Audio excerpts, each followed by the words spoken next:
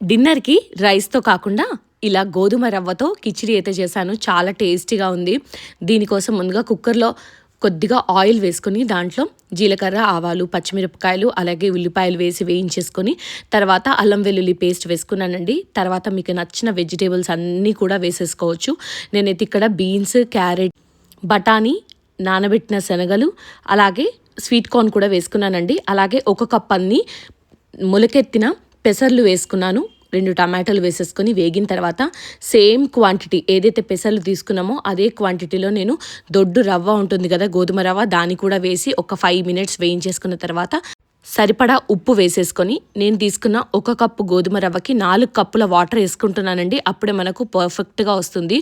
కొద్దిగా కరివేపాకు, కొత్తిమీర కూడా వేసేసుకొని ఒక పావు టేబుల్ స్పూన్ నెయ్యి వేసుకున్నానండి. తర్వాత కుక్కర్ మూత పెట్టి ఒకే ఒక విజిల్ తీసి మొత్తం ప్రెషర్ అంతా పోయిన తర్వాత ఓపెన్ చేసి అలా కొత్తిమీర జల్లేసుకొని సర్వ్ చేసుకున్నాను పెరుగుతో పాటుగా. చాలా బాగుంది.